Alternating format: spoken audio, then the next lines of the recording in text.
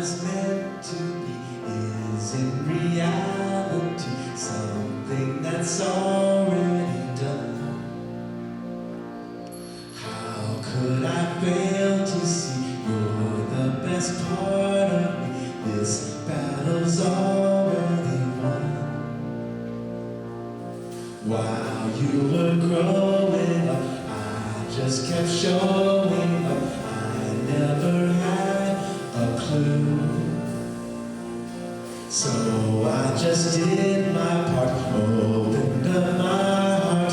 Guess what I found in there? Yes, it was you.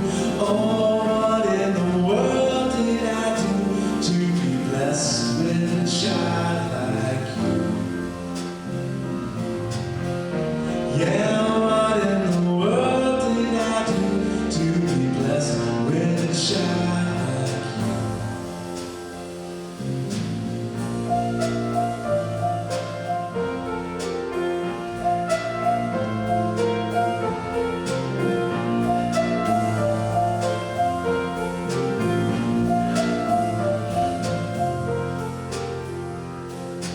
All that I hoped to see now is reality. You are so beautifully grown. All of your trials and pain you transformed into gain, allowing your joy to be shown. So now it amazes me, witnessing history unfolding before my own eyes. You are my progeny, my lasting legacy. It is like winning the ultimate prize. Oh, what in the world did I do to be blessed with a child like you? Yeah, what in the world did I do to be blessed with a child like you?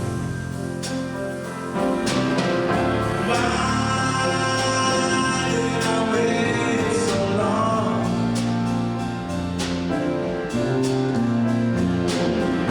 Why did I wait so long?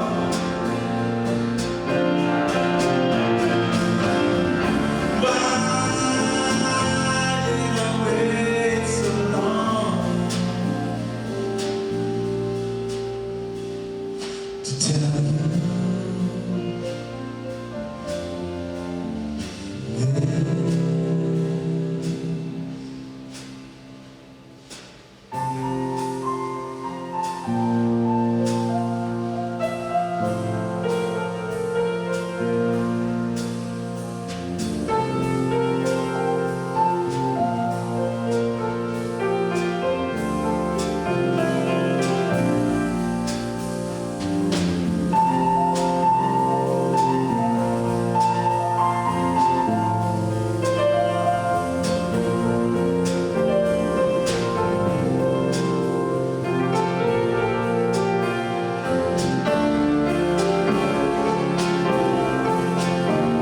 Yeah, what in the world did I do to be blessed with a child like you? Yeah, what in the world did I do to be blessed with a child like you? Yeah, what in the world did I do to be blessed with a child like you? Yeah, what in the world did I do to be blessed with a child like you?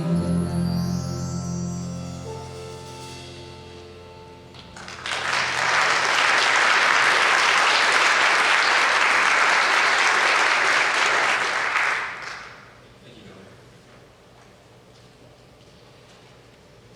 We meditate to connect with Source, to open ourselves to the divine power. I invite you now to prepare for meditation by growing more comfortable in your chair, placing your feet flat on the floor, removing anything from your hands. Close your eyes if it feels comfortable for you, or otherwise divert your attention. Become conscious of your breath. your weight. Allow your body to relax, your mind to clear. Brush away any thoughts, any things to do, any intrusions. Move past them into a place of peace and a place of light. And take a deep breath. And exhale. And relax.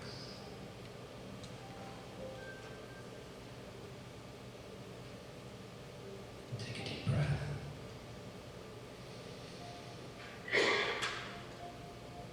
And exhale. And allow yourself to be surrounded by a warm, loving light. In your mind's eye, all is well.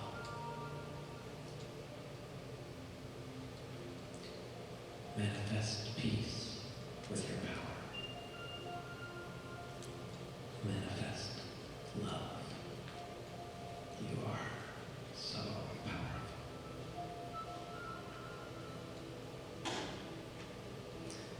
Affirm, I can not be hurt by anything.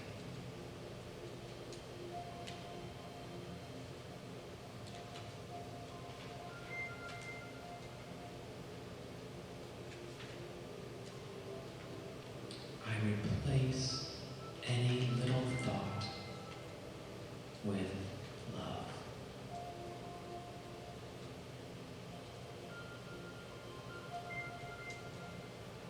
I am beyond pain.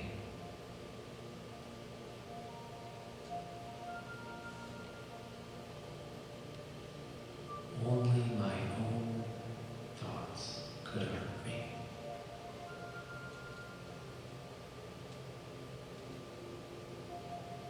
I am safe in heaven.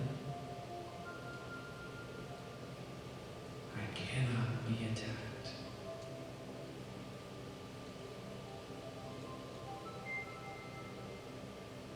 I will not be afraid of love today.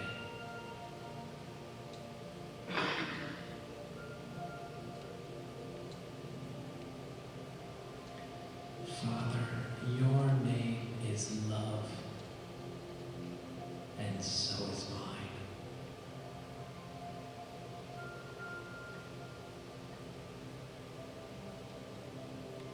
I will not be afraid of love today.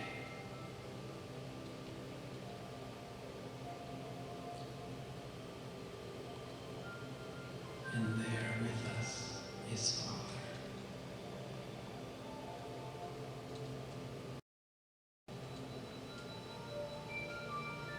The loving warmth and peace we have always sought is with us, and so is He.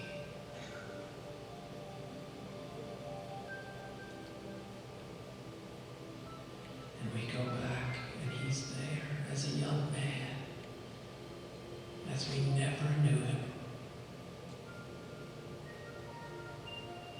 learning, growing, under the influence of everything around Him.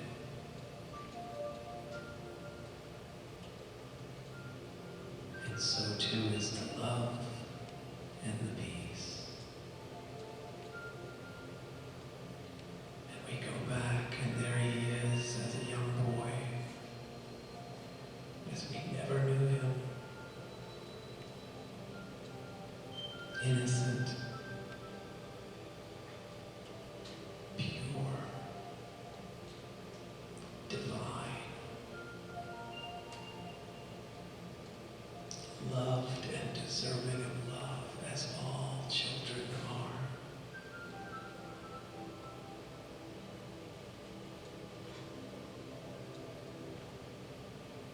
Our Father's name is love, and so is ours.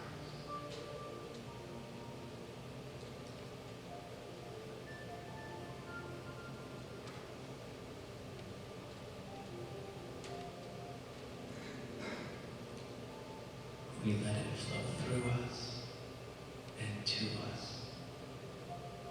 This amazing source, this amazing force, this amazing love.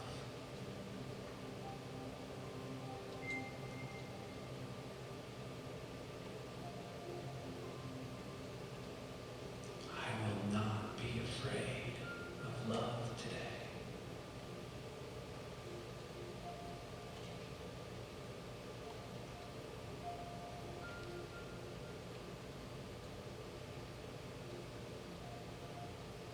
Take a deep breath.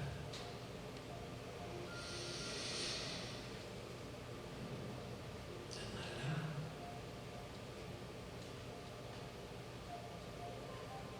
And I invite you to gently return to your surroundings.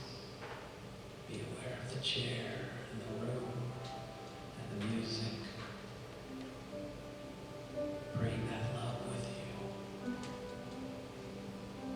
Feel the presence. I invite you to sing along.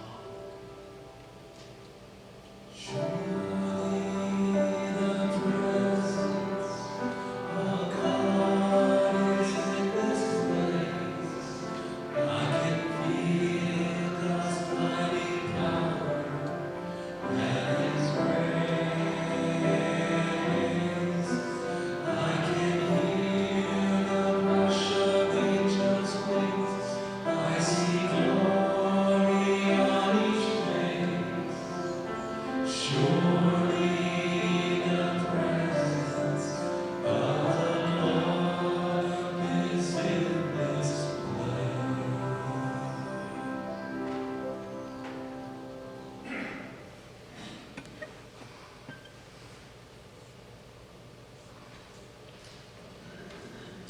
Okay.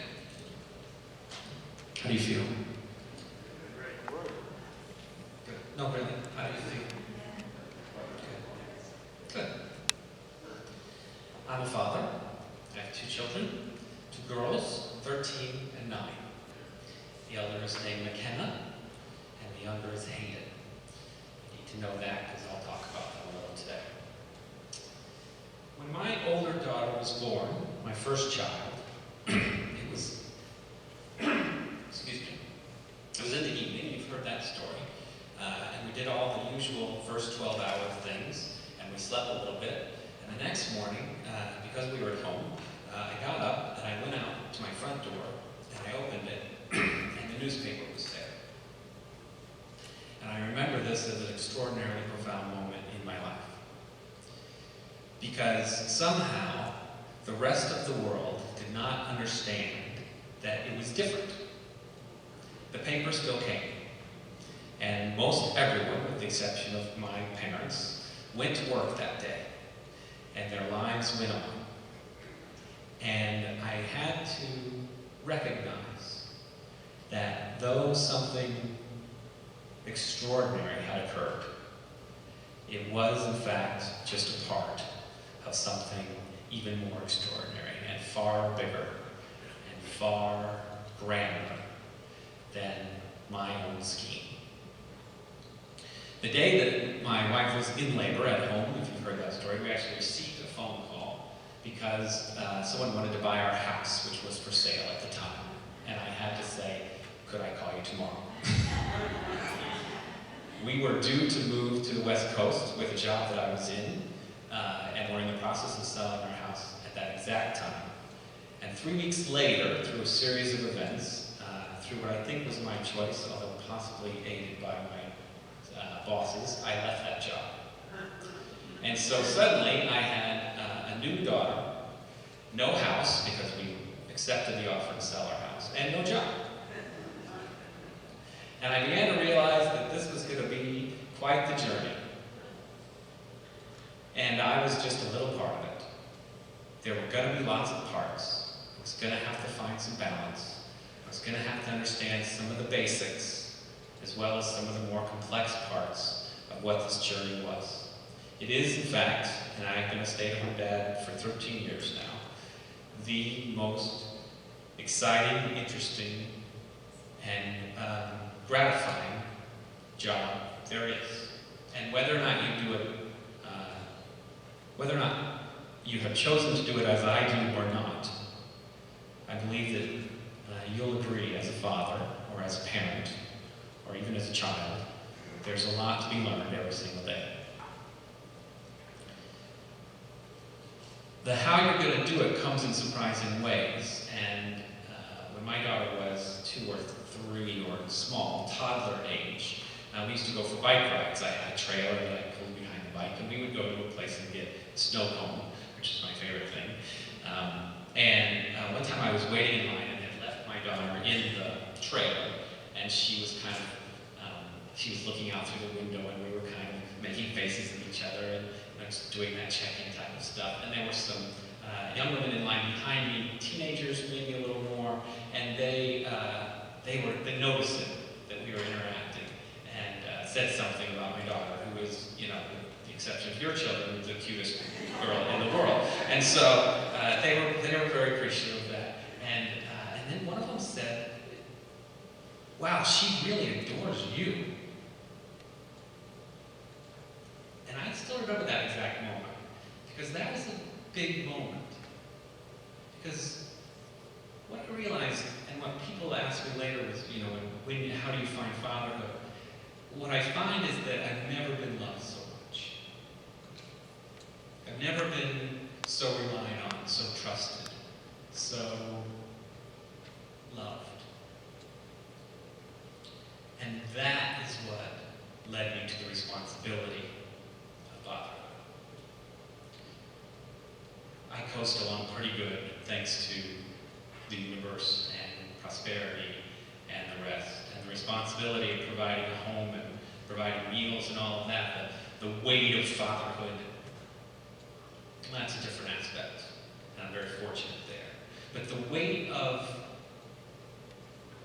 being loved that much, and how am I going to take on the role of facilitating that love? How am I going to teach what that love in real life is and does and means? How it becomes a key component of your life and a motivator. That's when it got serious for me. I love this book, The 4 Agreements by Don Miguel Ruiz. And when people come to me, no matter where they are in their spiritual journey, but often if they're just beginning and they're not sure what to start with, I often recommend this book. Because the 4 Agreements because there's a lot of layers to this book. There's great depth, and if you're ready to go really far on what heaven on earth is, and what hell on earth is, and all the different ways and mechanics and science of our thoughts and where we get our junk, it's in there in a very subtle way. But it also has 4 great bumper sticker phrases, as I call them, t-shirt moments, that if you just want to do those 4 things, you'll find that your life will be transformed.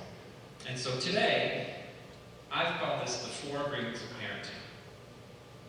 Because it's part of what we try to do on a daily basis. Because when we talk about nurturing the love, when we talk about the responsibility, it isn't about, for me, whether or not at Christmas or Father's Day we will do the right thing.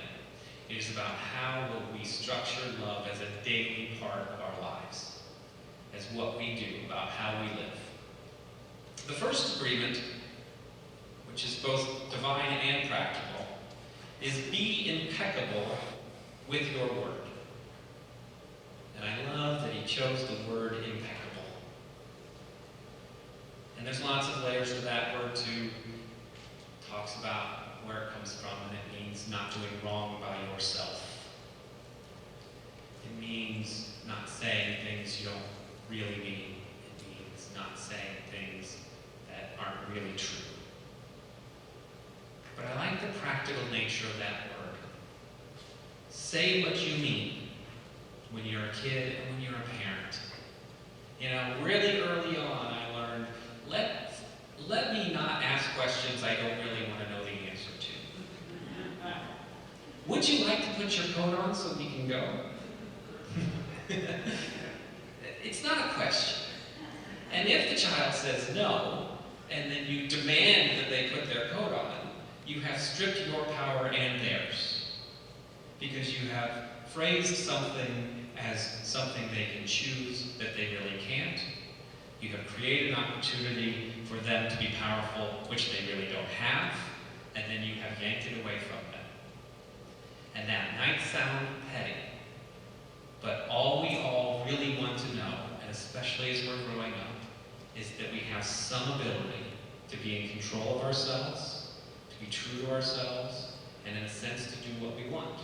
The trick as a parent is getting what my kids want is to be loving, whole human beings, as opposed to snarky, lazy teenagers. That's where we are right now. Don Miguel talks about those other moments too, about being impeccable with your word, that moment of coming home late, being frustrated and being tired, and your child in his or her innocence is merely just dancing or singing or doing whatever they were doing before you arrived. And yet that noise, those questions, oh, my little Hayden, who just wants to know everything, and who can just ask and ask and ask. And I have to be sure that I don't suddenly lash out with whatever is on my mind and make it what's on hers. That singing child who might just randomly, if I was angry, if I lost control, you really just can't sing, please don't. That's not true, number one. And remember that my children's entire reality is based on what people tell them. This is how powerful the word is. If I say that they can't, they believe that. And they might believe it forever. The word is not just a sound or a written symbol. The word is a force. It is the power you have to express and communicate, to think, and thereby to create the events in your life. The word is the most powerful tool you have as a human. It is a tool of magic. But like a sword with two edges, your word can create the most beautiful dream, or your word can destroy everything around you. Depending on how it is used, the word can set you free, or can enslave you even more than you know. All the magic you possess is based on your word. Your word is pure magic. The misuse of your word is black magic. And so, I vowed, and I still vow, and I still try, on being in control. And making certain that I'm impeccable with my word. Some of that goes to just structure, being where you're going to be, doing what you're going to do, disciplining the way you said you were going to discipline, following through.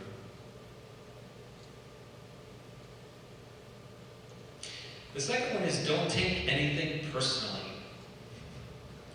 Don't take anything personally. Wow. But I really want my kids to like me. Oh well. Sometimes that doesn't always work out. One of the great myths, and if you're not a parent yet, or you think you will be someday, just realize that pretty much what everybody is telling you about the experience is about a third true. Because we don't want you to know everything just yet. And part of it, we don't want to taint your experience. But one of the things is, there is this sense of this terrible twos. You will be perhaps warned about the terrible twos. There's lots of literature about the terrible twos. There are probably songs sung about the terrible twos, which is a really great distraction from the fact that the real hard work is in the threes. And I don't know why nobody ever talks about the threes. Because they want you to just pretend like the twos are, the toughest part. No, it's the threes. Because the twos are pretty much impulse control for toddlers, but the threes are the intellect control, when really they know what they're doing now. And their job, the kid's job, is to test the limits. They have absolutely no idea what the world is, what it contains, what's dangerous about it, what's good about it. They have no clue how loud they can scream or how quietly they can whisper. This is all new. They have no idea what really makes you angry. And so they're going to test the limits. They don't know that 12 chocolates are bad until they have 12 chocolates. Their job is to test the limits. And your job as a parent, my job as a parent, is to not let them get to 12 chocolates. This presents conflict. This is what we do as parents. This is our job. So when they push the limit, try not to take it personally. They're just doing their job. That's their role, and that's your role. What this does, this not really being concerned with what other people think about you, is that it frees up our lives as people of any age to then become actualized. Course in Miracles talks about this too. We can be so distracted by the judgment, by the worry, by the wonder, by the process, by the limits, that we can just spend all of our time focusing on that. All of our time wondering and worrying, scrubbing our internet image and making sure that we are putting out there what we think other people want to hear. But when we just set all of that aside, as you make a habit of not taking anything personally, you won't need to place your trust in what others do or say. You will only need to trust yourself to make responsible choices. You are never responsible for the actions of others. You are only responsible for you. And when you truly understand this and refuse to take things personally, you can hardly be hurt by the careless comments or actions of others. If you keep this agreement, you can travel around the world with your heart completely open, and no one can hurt you. You can say, I love you, without fear of being ridiculed or rejected. You can ask for what you need. You can say yes, and you can say no, whatever you choose, without guilt or self-judgment. You can choose to follow your heart always, and then you can be in the middle of hell on earth and still experience inner peace and happiness. You can stay in your state of bliss. And that's why I have it on lesson 282, and I've been referring to it today. I will not be afraid of love today. The only way we could possibly be afraid of love is if we think it's going to be judged by others. Because we care what they say. Because we wonder how they will react. Because we expect the result from our acts of loving. Because we are striving for a predetermined outcome, as opposed to just purely and truly loving. It is the greatest lesson of parenting. Because the unconditional love that a parent has for a child is as holy as it gets. And there is a moment, there is a glimpse, there is a glimmer somewhere in your life as a parent or in your parent's life in which they knew that, even if it only lasted an instant, or it lasted forever, or you only felt it once, or you felt it never. I promise you it's there. And so when we set aside other people's expectations and our own, we can choose and we can accept, and sometimes we have to say it over and over, I will not be afraid of love today. The third is don't make assumptions. My little Hayden is a wanderer. She wanders around the house. That's what she does. And we've learned and worked very hard to communicate well with Hayden, because in her head there is a whole other world. And I've had a few glimpses of it here and there, but I have not gone there. I don't have easy access. I once read a column in Dear Abby, or an advice column of some sort, and the writer of the letter said, Dear Abby, I'm a parent, I have my children here, and there's all the things that are important to me, and I just want to keep a straight house, and I want to have things done right, the way that I choose. And sometimes it just seems They just don't even care. They're just living in a whole other world. How do I get them to come around? And the answer from dear Abby was, by the way, your kids are living in a whole nother world. They don't care about the bed. They don't care about the same things you do. They do not have the same concerns as you. They are thinking different things. And Hayden, who is such an intense thinker, is just crazy smart, thinks so hard that if we do not get her attention, Hayden, are you listening to me? This is important. Then there's every sense that she may be singing a song. She may be dancing in her head. She may be painting an elephant paint in her head.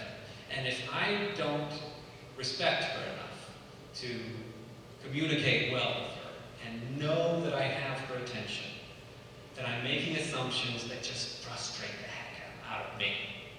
Out of me. And then sometimes that frustration comes out onto her, and I see what hurt in her face. And I realize, wait a minute, what did I not do? This is one of the simple things that a rule in our house: we do not talk to each other from the other room. Just period. We decided that when we were married, and we've kept it with our kids. You have no idea that I'm standing next to the dishwasher, which is running, and there's a radio playing over there, and I may be also painting a pink elephant in my head. Do not expect me to know or hear or understand or act upon anything you have told me from the bathroom, if that's where I am. And yet we do that. We slip into that all the time. It's something we just, we yell something and somebody's going out the door. Oh, why didn't you ring the milk home? I didn't hear you. Well, why? You should have heard me. Lots of frustration occurs, these assumptions. And most of the assumptions are about communicating, about believing someone heard me or did something or was going to do something or expected something or even assumed. I assume that you know that I love you. I assume that you know that I'll always love you. We just can't do that. We just can't assume. And on a practical level, if Hayden has been told to make her bed, and I'm working on another household something, and I turn around and Hayden is back in the hallway, I find that I'm capable of assuming that she did not do what I told her to do. Because somewhere in my head, even though I don't know, I just default to that.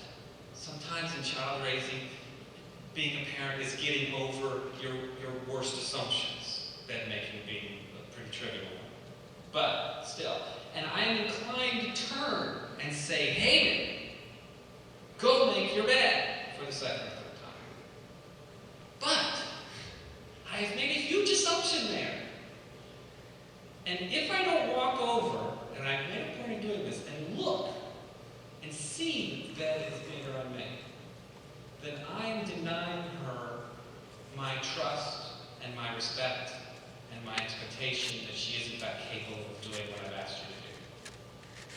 And that seems small. But if you think about what you want from your parents and what you want to be as a parent, the trust and the respect and the honoring that she's capable, pretty much top three. 3 out of 4 left being unconditional. We falter on these little things, and yet we have this great book.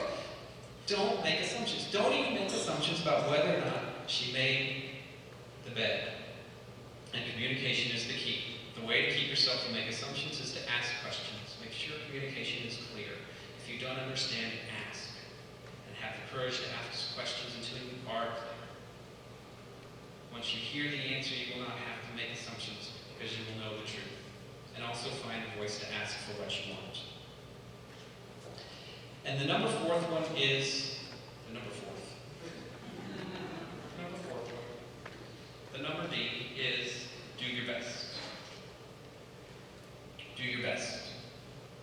Do your best. And I love that there is an extraordinarily complex divine interpretation of this. Do your best. You'll be doing your best when you choose the things you love to do, the things that energize you, the things that are exciting.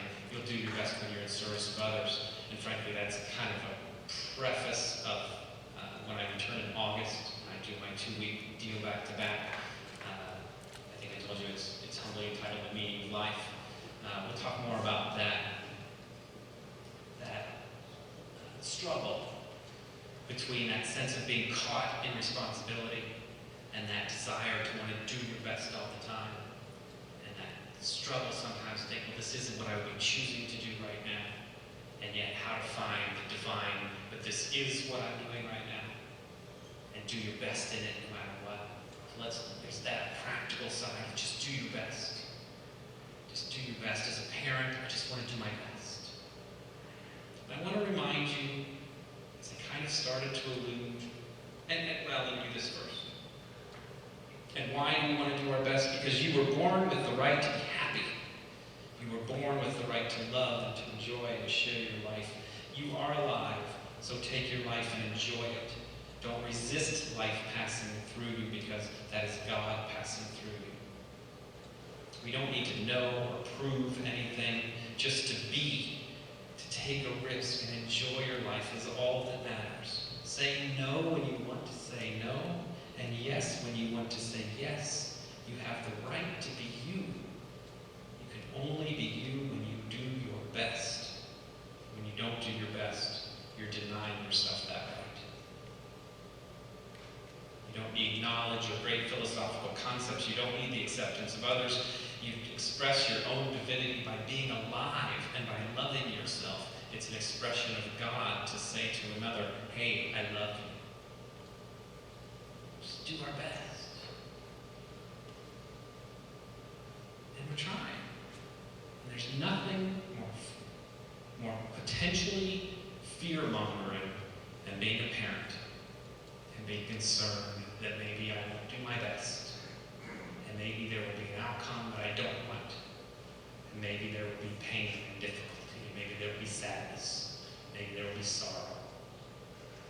And maybe I'll be responsible for it. Because that's the role we take on as parents. And that's the role your parents took on. And that's the role your father took on. And as I started to allude in our meditation, and as our lesson tells us, we won't make those things, we won't allow those things to make us fear love. I don't know your story, but I am certain that your father did his best. With whatever hand was dealt to him, with whatever history he had, with whatever he could do, he did his very best. He tried. And maybe that looked like something we would never define a father as. Or maybe he was the best. No matter what, if we can take into our hearts this understanding that the people around us, that our parents especially, that our brothers and sisters, that the ones we wish we could rely on the most, are in fact doing the best they can, then it opens us up to the forgiveness and the love. And it removes that fear. And it returns us to that simple affirmation, I will not be afraid of love today. Because when I love, doing my best, that's all I can do. And when we do our best, the world is healed. We are healed. And we move forward in love and light, and gratitude and grace. And we raise those little stinkers the best we can. She's 13 now. I don't know if there's a phrase for terrible twos and whatever threes and now the 13s. And people say to me, oh, teenage daughters. They say that with her right there. And I turn to her and I say, I'm looking forward to you being the person who proves them all wrong about 13-year-old or teenage girls. And she says, okay, I'll try. And she will try. And who knows what will happen. But on behalf of fathers everywhere, thank you for being our children and allowing us this opportunity to be as holy as we can and to do our best. Amen.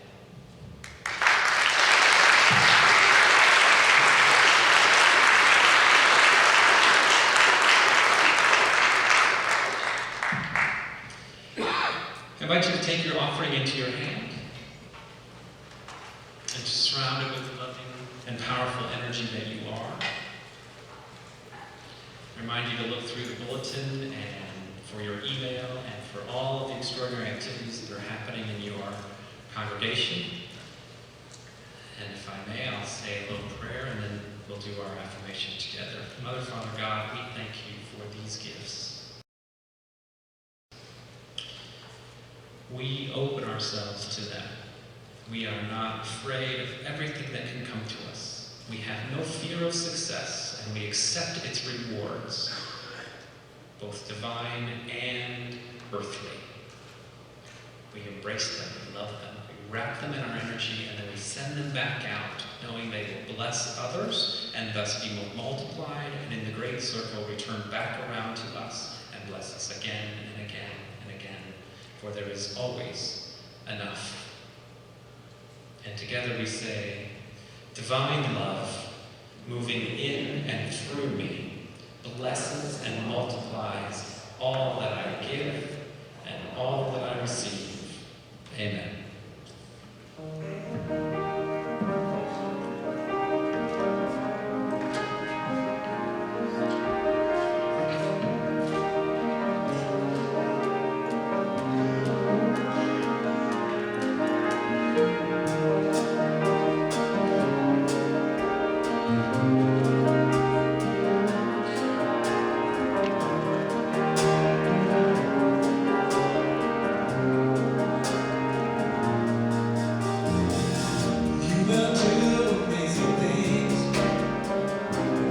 Joys